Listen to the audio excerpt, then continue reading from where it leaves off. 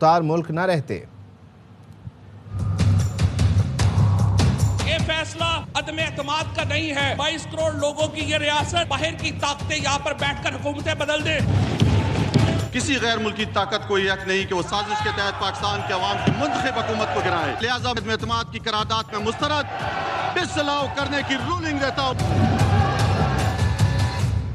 تحریک عدم اعتماد پر اپنی رولنگ میں اسپیکر نے بتایا کہ جو حقائق ان کے سامنے آئے وہ انتہائی چونکا دینے والے اور کسی بھی غیرت مند، عزت دار اور آزاد شخص کے لیے ناقابل قبول تھے۔ یہ کہ ملک کے اندرونی معاملات میں کھلم کھلا بیرونی مداخلت ہو رہی ہے۔ وزیر اعظم بنیادی ہدف ہیں۔ اس سے زیادہ چونکا دینے والی بات بیرونی مداخلت کرنے والوں اور وزیر اعظم کے خلاف تحریک عدم اعتماد لانے والوں کا گٹھ جوڑ سامنے آنا تھا۔ رولنگ میں یہ بھی کہا گیا کہ عوام کبھی اجازت نہیں دیں گے کہ غیر ملکی اور غیر ملکی ریاستیں پاکستان کے جمہوری اداروں اور پارلیمانی عمل کی توہین کریں، ملک میں تبدیلی لانے یا وزیر اعظم کو بدلنے کی کوشش کریں۔ ایسی کسی بھی کوشش کو ناکام بنایا جائے گا۔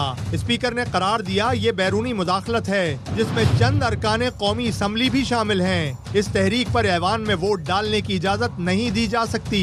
ناپاک منصوبے کی قانون کے تحت مناسب فورم یا اتھارٹی کے ذریعے مکمل تحقیقات کی ضرورت ہوگی۔ یہ فیصلہ عدم اعتماد کا نہیں ہے۔ 22 کروڑ لوگوں کی یہ ریاست، باہر کی طاقتیں یہاں پر بیٹھ کر حکومتیں بدل دیں۔ مکمل تحقیقات کے بغیر تحریک عدم اعتماد لائی جاتی ہے اور کامیاب ہوتی ہے تو بیرونی ریاست ملک کے منتخب جمہوری وزیر اعظم کو ہٹانے کے مقصد میں کامیاب ہو جائے گی۔ اس طرح ہم ایک آزاد اور خود مختار ملک آئین اور قانون کے تحت چلانے کا اختیار کھو دیں گے۔ کسی غیر ملکی طاقت کو یہ حق نہیں کہ وہ سازش کے تحت پاکستان کے عوام کی منتخب حکومت کو گرائے۔ بحیثیت ڈپٹی اسپیکر اس عمل سے لا تعلق رہ سکتا ہوں، نہ تماشائی بن سکتا ہوں، اور یہ تو ممکن ہی نہیں کہ غیر ملکی حکومت کی جانب سے حکومت اور وزیر اعظم کو ہٹانے کے اس غیر آئینی عمل میں اعلی کار بنوں۔ عدم اعتماد کی حالیہ تحریک پر ان حالات میں مزید کارروائی کی اجازت نہیں دی جا سکتی، لہٰذا اس تحریک کو مسترد کرتا ہوں۔ لہٰذا عدم اعتماد کی قرارداد میں مسترد ڈسلاؤ کرنے کی رولنگ دیتا ہوں۔ عمران خان آرٹیکل 224A(4) کے تحت وزیر اعظم رہیں گے۔ نگراں وزیر اعظم کے تقرر تک عمران خان وزیر اعظم کے طور پر کام کرتے رہیں گے۔ کابینہ وزیر اعظم کو ڈی نوٹیفائی کرنا قانونی تقاضا تھا۔ کابینہ ڈویژن نے وفاقی کابینہ تحلیل کرنے کا نوٹیفیکیشن جاری کر دیا۔ 25 وزراء، 4 وزرائے مملکت، 4 مشیر اور 19 معاونین کو ڈی نوٹیفائی کیا گیا۔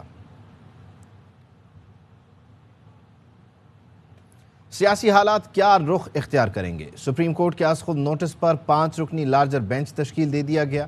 لارجر بینچ میں آج دن 1 بجے سماعت ہوگی۔ اتوار کی سماعت میں چیف جسٹس عمر عطا بندیال نے ریمارکس دیے کہ وزیر اعظم کے احکامات عدالت کے حتمی فیصلے سے مشروط ہوں گے۔ از خود نوٹس کی سماعت کے تحریری حکم نامے میں کہا گیا، دیکھنا ہے آرٹیکل 69 کے تحت کیا اسپیکر کی رولنگ کو تحفظ حاصل ہے۔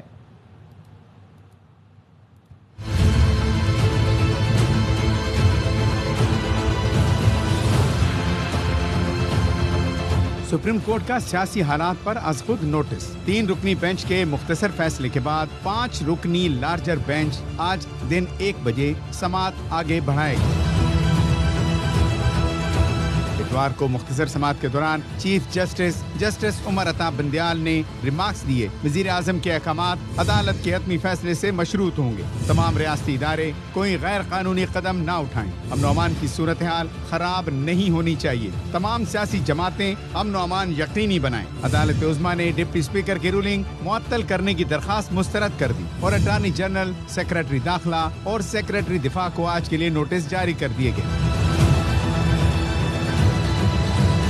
سیاسی جماعتوں کی درخواستوں پر وزیر اعظم، صدر، اسپیکر، ڈپٹی اسپیکر اور ایڈوکیٹ جنرل پنجاب کو بھی نوٹس جاری کر دیے گئے۔ تحریری حکم نامے کے مطابق پنجاب اسمبلی کی صورتحال اعظم نذیر تارڑ عدالت کے علم میں لائے۔ پنجاب میں وزیر اعلیٰ کے انتخاب میں شامل جماعتیں تعامل کا مظاہرہ کریں۔ سپریم کورٹ کے ججز نے باہمی مشاورت کے بعد چیف جسٹس نے معاملے کا از خود نوٹس لیا۔ آرٹیکل 63A کی تشریح کے ریفرنس پر آج ہونے والی سماعت مؤخر کر دی گئی۔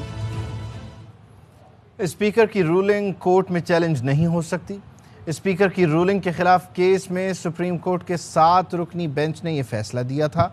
بینچ نے یہ فیصلہ فیڈریشن کے خلاف محبوب علی شاہ کی پٹیشن پر دیا تھا۔ اسپیکر کی رولنگ آیا عدالت میں چیلنج ہو سکتی ہے یا نہیں، اس معاملے پر بحث ہو رہی ہے، لیکن سپریم کورٹ کا ہی ایک فیصلہ اس معاملے میں نظیر ہے۔ سپریم کورٹ کے 7 رکنی بینچ نے یہ فیصلہ دیا تھا کہ اسپیکر کی رولنگ کے خلاف کیس میں سپریم کورٹ مداخلت نہیں کر سکتا۔ بینچ نے یہ فیصلہ فیڈریشن کے خلاف محبوب علی شاہ کی پٹیشن پر دیا تھا۔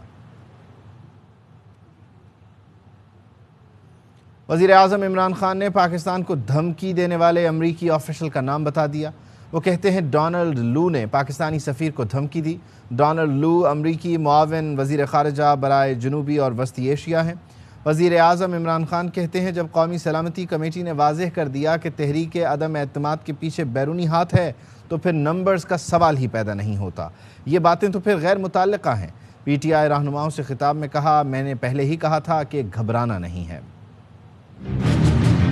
نیشنل سیکیورٹی کونسل نے واضح طور پہ کہہ دیا کہ یہ جو نو کانفیڈنس موشن تھی بیرون ملکی انٹرفیرنس تھی۔ سب بیٹھے ہوئے تھے، ان کے سامنے جو کمیونیکیٹ تھا پاکستان کے ایمبیسڈر امریکہ میں اور ان کا ڈونلڈ لو جو بھی ان کا ریپرزینٹیو تھا، یہ آفیشیل میٹنگ تھی۔ سارا کانورسیشن پھر جب بتایا گیا ہماری نیشنل سیکیورٹی کونسل میں، یہ چیز کنفرم کی گئی، باہر سے پلان بنا تھا، انٹرفیئر کیا گیا تھا پاکستان کی انٹرنل پالیٹکس میں، اور یہ جو نو کانفیڈنس تھی اس کی بنیاد باہر تھی۔ نیشنل سیکیورٹی کونسل جس میں سارے سیکیورٹی چیفز بیٹھے ہوئے تھے، ملک کی ہائیسٹ سیکیورٹی باڈی یہ کنفرم کر دیتی ہے، اس کے بعد تو یہ پروسیڈنگز irrelevant تھی کہ نمبرز کتنے ہیں۔ کیسے یہاں ایمبیسی کے لوگ مل رہے تھے، چھوڑ کے گئے جو لوٹا ہوئے تو ان کو باقاعدہ ایمبیسی کے لوگ ملتے تھے، ان کا کیا کام؟ سارا کنیکشن تھا اس کا نو کانفیڈنس موو جو کہ باہر سے انیشیٹڈ۔ ابھی تک اپوزیشن کو سمجھ نہیں آ رہی ہوا کیا، میں آپ کو یہ بتا نہیں سکتا تھا کل رات، آج وہ شوق میں نہ ہوتے اگر میں سب کو بتا دیتا۔ جبکہ دوسری جانب بھارت میں موجود امریکی سفارتکار ڈونلڈ لو نے پاکستانی الزامات کی تردید نہیں کی۔ پاکستان کو دھمکی دینے والے امریکی عہدیدار ڈونلڈ لو اس وقت بھارت کے دورے پر ہیں۔ بھارتی صحافی نے ان سے سوال کیا، وزیر اعظم عمران خان کہتے ہیں کہ آپ نے پاکستانی سفیر کو پیغام دیا۔ عمران خان نے کہا، آپ نے پیغام دیا ہے کہ عدم اعتماد ناکام ہوئی تو پاکستان مشکل میں ہوگا۔ کیا آپ نے پاکستان کو پیغام دیا تھا عمران خان رہا تو پاکستان کو مشکلات ہوں گی؟ امریکی عہدیدار ڈونلڈ لو نے پاکستان کے الزامات کی تردید نہیں کی۔ Assistant secretary of state Donald Lu نے یہ کہا، پاکستان میں صورتحال کو دیکھ رہے ہیں، پاکستان میں آئینی اور قانونی عمل کی حمایت اور احترام کریں گے۔ ڈونلڈ لو امریکہ کے assistant secretary of state for south and central Asia ہیں۔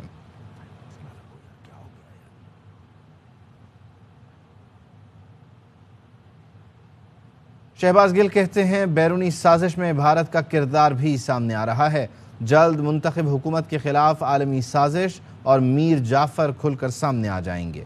آئین کی روح سے عوام طاقت کا سرچشمہ ہے، اسی لیے عمران خان نے عوام سے رجوع کیا ہے۔ پاکستانی اینگل ہے وہ بھی اب آپ کے سامنے وہ اوپر تیرتا ہے، یہ کس طریقے سے سب کچھ سامنے آ جائے گا۔ پاکستان کی ایک الیکٹڈ گورنمنٹ جو تھی اس کے خلاف ایک فورن کانسپریسی تیار ہوتی ہے، لوکل اس کے اندر میر جعفر اور میر صادق جو ہے وہ ہائر کیے جاتے ہیں، بڑے ہی کمال آرکیسٹریٹڈ طریقے کے ساتھ یہ کانسپریسی جو ہے یہ پایا تکمیل تک پہنچانے کی کوشش کی جاتی ہے۔ پاکستان کے آئین کی روح سے جمہور کی جو اصل وارث ہے وہ پاکستان کی عوام۔ عمران خان جو ہے انہوں نے عوام سے رجوع کیا ہے اور اب پاکستان کا ایک ایک بچہ جو ہے وہ اس کانسپریسی کے خلاف پاکستان کی خودداری کی خود سے حفاظت کرے گا۔ وزیر اعظم عمران خان کی زیر صدارت کور کمیٹی اجلاس میں بڑا فیصلہ ہوا ہے۔ سینیٹر فیصل جاوید نے اپنے ٹویٹ میں کہا، تحریک انصاف نے اپنی انتخابی مہم کا آغاز کر دیا ہے، جلد پارلیمانی بورڈ تشکیل دیا جائے گا، نظریاتی اور مخلص کارکنان کو اولین ترجیح دی جائے گی۔